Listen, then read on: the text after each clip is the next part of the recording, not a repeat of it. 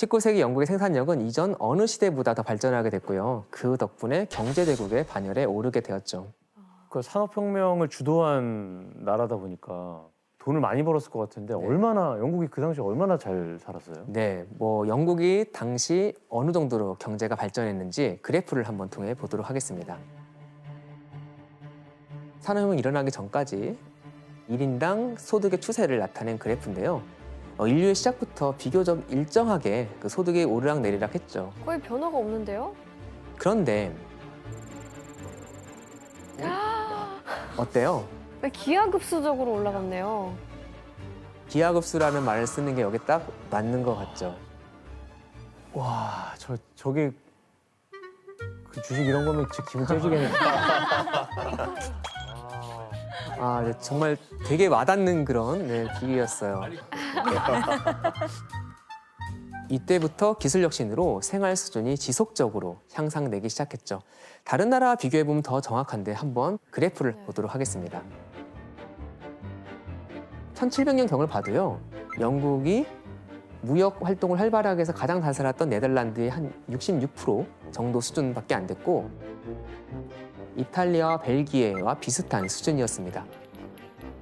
그리고 산업혁명이 어느 정도 진행된 다음인 1820년엔 이탈리아와 벨기에, 프랑스는 30에서 50% 정도의 격차로 앞서게 됩니다. 1870년에 이르면 드디어 네덜란드도 15% 차이로 누르고 유럽에서 가장 1인당 GDP가 높은 나라가 되었습니다. 이렇게 산업혁명으로 영국 경제가 급성장하면서 가장 성공한 이들이 있었습니다. 누구였을까요? 네, 바로 산업자본가들입니다. 사실 그동안 오랫동안 우리가 사실 인류 역사를 기주와 농민이라는 전통적인 사회계층으로 우리가 사회구조를 볼 수 있었는데요. 이게 자본가와 노동자라는 새로운 그런 계층 구조로 바뀌게 되었죠. 대표적인 산업자본가의 생활을 보여주는 사진이 있는데 한번 볼까요? 대박이다. 아니, 정원이 있는데? 대학교 같은데? 이곳은 섬유 제조업 가문인 버터필드 가문이 살았던 클리프 성입니다. 버터필드 가문은 요크셔 지방에서 방직 공장을 경영했는데 산업혁명 기간 동안 면직물을 유럽, 미국, 나중엔 중국까지 수출해서 부를 축적했던 대표적인 산업 자본가입니다. 사실 옛날에는 이런 집에 귀족들이 살았잖아요. 근데 이때 19세기부터는 이제 공장을 가진 자본가들이 살게 되죠. 저기 방문할 수가 있어요. 이렇게 성 내부를 방문해 보면요.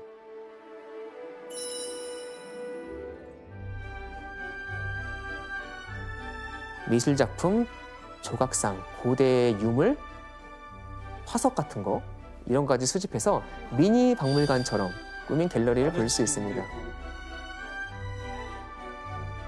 한 개인이 그렇게 많은 물품을 수집할 수 있었다고요? 왜냐하면 이런 문화예술품은 좋은 사실 자본 투자재이기도 했고 또 당시 영국이 인도 등으로 식민지를 넓히면서 많은 해외 유물들이 유입이 됩니다. 그래서 더 유행한 측면도 있었죠. 그럼 피터 씨 이때 또 달라진 건 또 뭐가 있어요? 일하는 노동자는 일은 많이 했지만 주말에 잠깐 쉬었을 때 영국의 대표 스포츠죠. 축구를 많이 했어요. 그때 당시에는 사립학교하고 대학생들이 많이 했던 게임이에요. 약간 상류층 스포츠였다가 축구가요? 네. 근데 이때부터 그런 상류층 하는 것보다 서민들이 하는 거 훨씬 더 재밌게 볼 수 있고 리그가 그렇게 시작했어요. 영국 축구팀들 보면 맨체스터 클럽뿐만 아니고 웨스트햄도 그렇고 그런 위주로 생겼어요. 노동자들이 이제 노동자들의 팀이었던 게 지금까지 있어요. 네.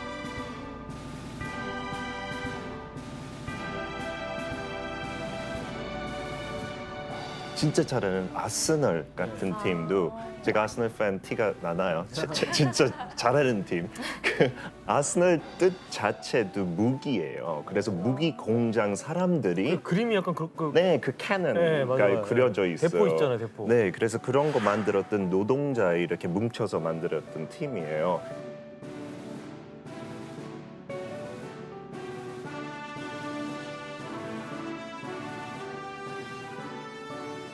그런 유래가 있구나. 사실 생각을 해보면 이 축구가 참 경제적인 그런 게임이잖아요. 공 하나 던져주면 22명이 좋다고 뛰어다니잖아요. 그래서 노동자들 입장에서는 하기 참 좋았던 그런 경기였죠. 확인했듯이 산업혁명을 기점으로 영국인들의 삶은 분명 이전보다 더 나아졌고 경제적으로 여유가 생겼고 소득과 소비가 증가하게 되었습니다. 이런 현상은 도시의 경제적, 문화적 발전으로 이어졌고 또 다른 변화가 생겨났습니다. 그중 하나가 은행이 급격하게 늘어난 거였죠. 각자 재산들이 생기니까 영국은 이미 금융업이 일찍이 발달한 나라였습니다. 1784년에 각 지방에 100개가 넘는 지역은행이 존재했다고 합니다. 1849년에 이르면 런던의 중심가죠. 하이드파크에 백화점을 세웠습니다. 제일 부유한 사람들이 가는 그 백화점, 영국에 들어가면 진짜 박물관 같아요. 지금도 런던의 랜드마크로 유명한 해러즈 백화점이에요. 그리고 런던에는 세계 최초의 지하철이 개통되었죠. 이제 지하철이 생기는구나. 그대로예요, 맞습니다. 지금요. 바로 지하철입니다. 진짜 그 터널 모양과 똑같이 돼 있어요. 저게 그대로예요? 네. 놀랍게도 정말 전철역 가면 그대로 있죠. 네. 보존을 참 잘하네. 런던의 인구가 1800년에 한 100만 명 정도였는데요. 한 100년이 흐르고 1900년에는 670만으로 폭증합니다. 와, 6배가 늘었구나. 그래서 기존의 마차, 길 이걸로는 이 수요를 따라잡을 수가 없는 거예요. 그러자 땅속으로 움직이는 교통수단까지 생각하게 되는데 그게 바로 지하철이었습니다. 그때 혁신적이었겠다. 네, 그렇죠. 와 그럼 지하철도 여기가 최초예요? 네, 그렇죠. 와 지하철 처음 만들어. 비슷한 시기에 프랑스는 마차 외에 별다른 교통수단이 없었고요. 파리도 되게 큰 도시였잖아요. 네. 그런데 파리는 영국보다 40년 늦게 지하철이 생겼습니다. 이처럼 영국의 수도인 런던은 산업혁명을 거치며 혁신적인 변화의 시기를 맞게 되었고 행정, 산업, 금융, 교통 등 서비스업의 중심지이자 세계적인 대도시로 거듭나게 되었습니다. 그때 당시 여왕 빅토리아하고 그 남편인 알버트 콩 그리고 발명가 헨리 콜 그 메인 인물들하고 다른 사람들이 이렇게 합쳐서 산업혁명을 보여주는 그 성과를 보여줄 수 있게끔 계획을 짰어요. Great Exhibition이라고 해요, 영어로. 그 만국 박람회.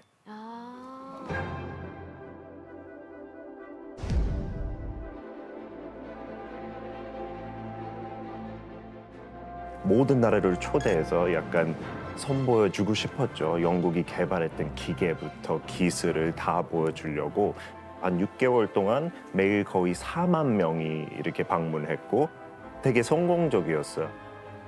근데 규모가 진짜 어마어마하네요. 뭐 요즘 엑스포랑 크게 다를 게 없을 것 같아요. 만국 박람회에는 영국과 영국 식민지 외에도 44개국이 참가했습니다. 그리고 13,000여 개의 산업 제품이 전시됐는데요. 그 중에 절반 이상이 영국 제품이었습니다. 특히 이 박람회에서 관광객들의 인기를 끈 게 있었는데 그것은 바로 박람회가 개최된 건물 수정궁이었습니다. 수정궁.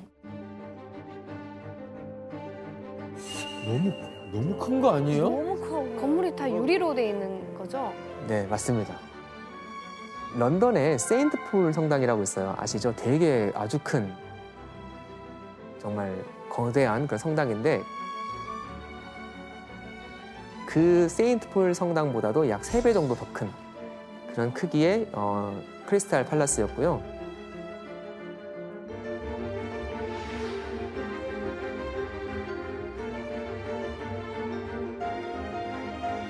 이 3배나 더 큰 수정궁은 방금 말씀하신 것처럼 철과 유리로 지었고 규모도 굉장히 컸는데 놀랍게도 건축 기간이 6개월밖에 걸리지 않았다고 합니다. 6개월 만에 이거를 약간 자랑이네요 저건. 전 세계 사람들 오니까 이런 게 된다 우리. 자랑할 만하네요. 네, 공장이 등장하고 기계가 생산의 중심이 되면서 노동자는 하나의 부품처럼 생각되어서 노동 착취가 심해졌습니다. 19세기에 영국 하원이 공장 관련된 법규를 많이 통과시키려고 해요. 그 과정에서 여러 번 노동 실태를 조사했기 때문에 이런 비참한 상황이 기록으로 남아 있습니다. 그중에서 특히 문제가 된 건 아주 어린 아이들까지 일을 해야 했다는 겁니다.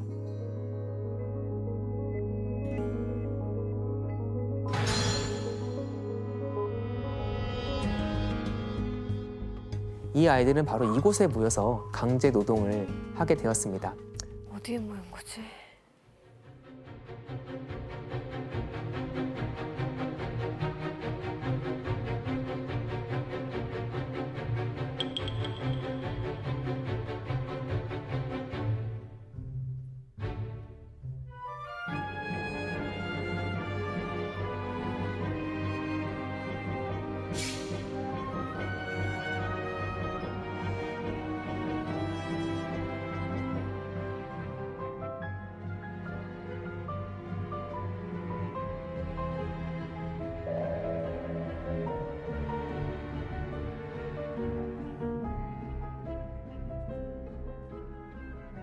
너무 짠해요, 진짜. 좀 안 됐네 진짜 어린 나이에.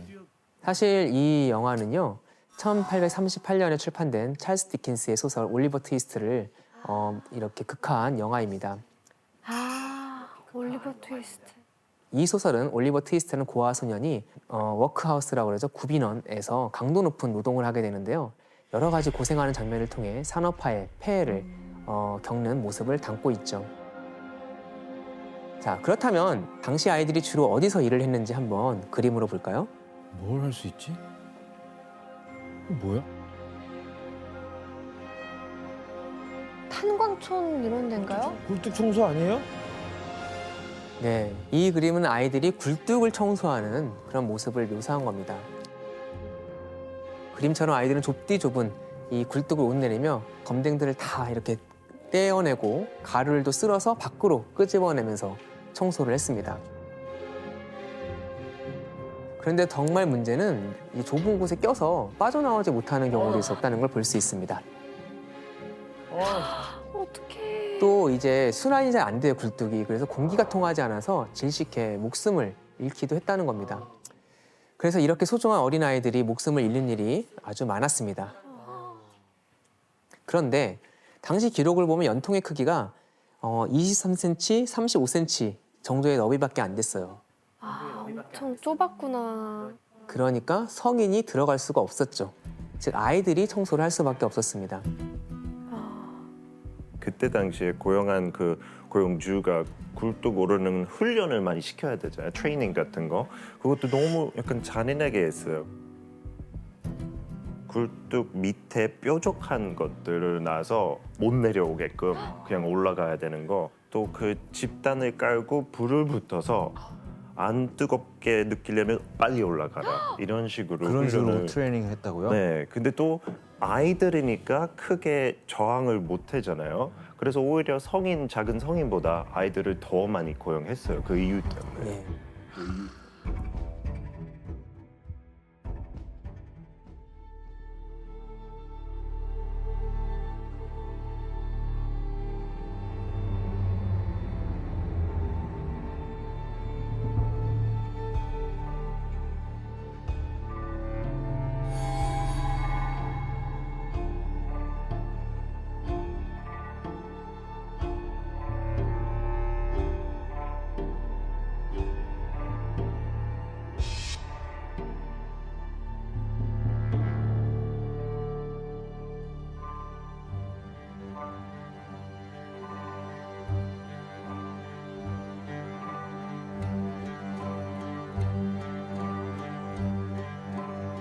굴뚝을 청소하는 아이들이 사고로 연통에 갇혀서 희생당한 그런 장면, 그걸 수습하는 장면을 묘사한 겁니다. 오른쪽 남자가 굴뚝을 허물기 위해서 곡괭이를 들고 있고 한 남자는 아이의 발을 잡고 이렇게 끄집어내고 있죠. 그리고 또 이제 왼쪽을 보면 안타깝게도 이미 한 아이는 질식해서 죽었는데 당시에는 이런 일이 아주 비일비재했습니다.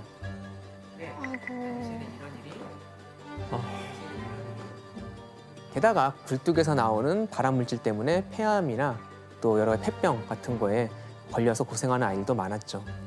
심지어 부모가 자기 아이를 굴뚝 청소부에게 팔아넘기는 안타까운 상황이 참 많이 일어났습니다. 당시 이런 굴뚝 청소부 아이의 상황을 묘사한 시가 있는데 그중 일부를 규현 씨가 한번 읽어주실까요? 엄마가 돌아가셨을 때 나는 아주 어렸고 아직 내가 울음소리도 내지 못할 때 아버지가 나를 팔았다. 그래서 나는 당신네 굴뚝을 청소하고 또 검댕이 속에 잔다. 이 시는 사회가 어떻게 굴뚝 청소 같은 아동 노동을 허용했는가를 보여주고 있습니다. 바로 부모가 아이를 팔았던 거죠. 당시 굴뚝 청소만큼이나 아동 노동의 실태를 엿볼 수 있는 일이 있습니다. 유명한 동화에도 소개가 됐는데요. 이 이야기의 숨은 이면에 대해서 잘 모르는 사람이 많은 것 같습니다. 먼저 그림을 한번 보도록 하겠습니다. 성냥팔이 소녀? 네, 맞습니다. 이 그림은 아동 노동이 한참 심각했던 1845년에 출판된 안데르센의 동화 성냥팔이 소녀입니다. 내용은 다 아시죠? 성냥을 팔지 못하면 집에 돌아갈 수 없는 굶주린 소녀가 꽁꽁 언손을 녹이기 위해서 성냥을 긋다가 죽음을 맞이하게 되는 그런 내용이죠.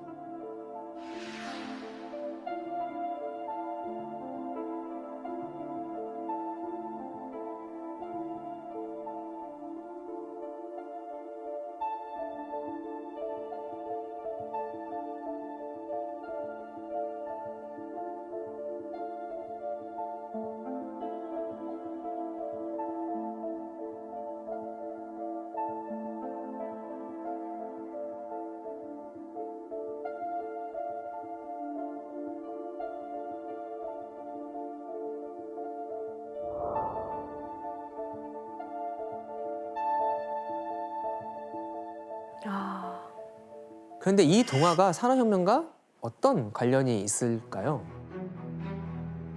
자, 이 동화를 잘 보면 소녀가 성냥불을 밝혀 추위를 이기려고 하잖아요. 그런데 소녀가 성냥을 가지고 있었던 건 사실 산업혁명 때 많은 아이들이 성냥 공장에서 일을 했기 때문입니다.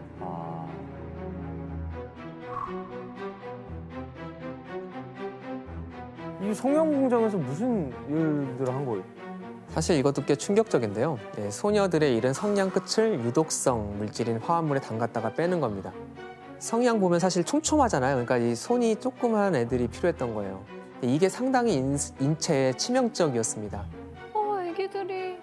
그래서 성냥 공장에서 오래 일을 하면요, 이가 노랗게 변하거나 탈모가 일어나거나 인 중독 괴사라고 인의 독성으로 턱뼈가 변형되는 일도 있었습니다. 그리고 공장 관리인들은 전조 증상으로 얼굴이 좀 새까맣게 변하는 그런 증상이 나타나는 소녀들은 바로 해고했습니다. 왜냐하면 이렇게 죽을 수 있다는 것을 다른 아이들이 알지 못하게 은폐하거나 또 책임을 면하고자 했던 것이죠. 사실 성냥팔이 소녀는 급속한 산업화 흐름에서 공장에서 일을 하다가 병을 얻어 쫓겨난 후 먹을 것을 얻기 위해서 거리를 헤맸던 어린 노동자들의 아픔이 녹아있는 이야기라는 해석도 있습니다. 아, 너무 슬픈 동화다. 제가 알고 있는 것은 4살에서 6살 소녀들이 성냥 공장에서 일했다고 들었거든요. 4살에 어떻게 일을 해요, 근데? 우리 조카들이 4살인데 걔네가 어떻게 일을 하지? 상상이 안 가는데? 새벽 6시에 출근해서 밤에 10시까지 일했으니까 뭐 총 하루에 16시간 정도 일했고 거기에다가 보통 쉬는 시간 하루에 2번씩 아주 짧게만 주셨거든요. 근데 그 외에는 뭐 이렇게 이야기하거나 바닥에 앉아서 수다 떨거나 이러면 안 되는 규칙이 있었어요. 아니 근데 한창 막 뛰어놀아야 될 어린 아이들까지 일을 해야 됐던 이유가 뭐 집안이 너무 가난해서 그런 건가요? 그렇죠. 근본적인 이유는 노동자들의 임금이 상당히 적었고 계속 하락했잖아요. 부모가 버는 돈만으로 생계를 책임지기 어려웠고 아이들의 임금 수준이 어른들의 10에서 20% 정도밖에 되지 않았기 때문에 공장주들은 이를 악용해서 더 많은 아이들을 채용하려고 했습니다. 당시 미성년 아이들이 고용에서 차지하는 비중이 꽤 높았습니다. 탄광업이 한 22%, 그리고 면직물 공업이 35% 정도에 이르렀다고 합니다. 그러나 이런 비인간적 노동 행태를 규제하는 법적 장치는 미비해 있었습니다. 즉, 노동자들의 빈곤, 일부 자본가들의 욕심, 당국의 무관심 속에 사회의 가장 약자인 어린아이들이 희생되고 있었던 것이죠. 도시로 몰리는 아이들과 단순 노동자들이 늘어나면서 노동 환경은 더 열악해졌는데 그렇다면 그들의 일상생활은 어땠을까요? 방 한 칸에 온 가족이 사는 경우가 많았고 극빈 노동자들은 햇빛이 안 드는 지하실이나 다락방에 살았었습니다.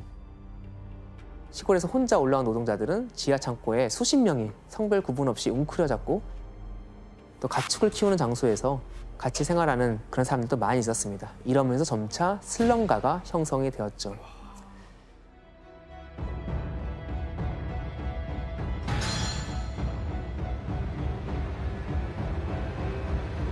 슬럼가 건물은 겨울이면 물을 공급하는 파이프가 얼어붙을 정도로 상당히 열악했습니다. 그 때문에 당시 런던 노동자들은요, 겨울 동안 자기 집에서 얼어 죽기도 했습니다. 집에서 19세기 중반 노동자들의 거주 지역에 대한 그런 위생 상태 기록이 있는데요. 규현 씨가 한번 읽어주실까요? 온갖 쓰레기와 오물이 길 위에 그대로 버려져 썩어 있으며 웅덩이에 고인 물이 그대로 방치되어 있다. 집들이 다닥다닥 붙어 있는 환경은 전염병이 돌면 주민 전체 건강을 위협한다. 아플 수밖에 없는 환경이네요. 네, 맞습니다. 이게 하더스필드 공장 근처 거주 환경을 조사한 하원위원회의 보고서 내용인데요. 조사관은 열악한 위생 상태가 전염병을 일으키는 주범임을 경고했고요. 실제로 빈민가의 전염병은 아주 흔한 일이었습니다. 이때 최소한의 주거조차 힘든 노동자들이 살아남기 위해서 향한 곳이 있었는데요. 한번 사진을 볼까요? 예? 어떤 곳인 것 같으세요? 하룻밤이 약 4페니, 지금같이 한 2,000원 정도였습니다.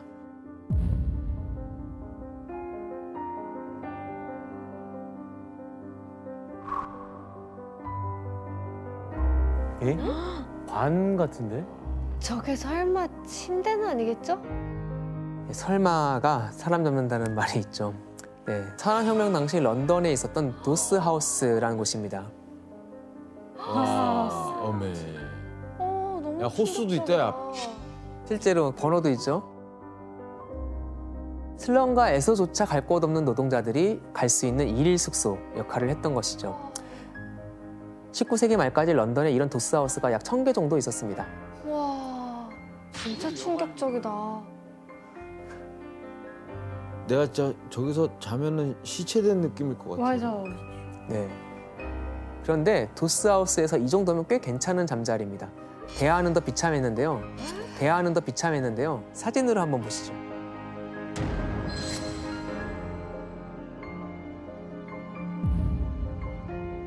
아까 봤다. 아까 그 사진이구나.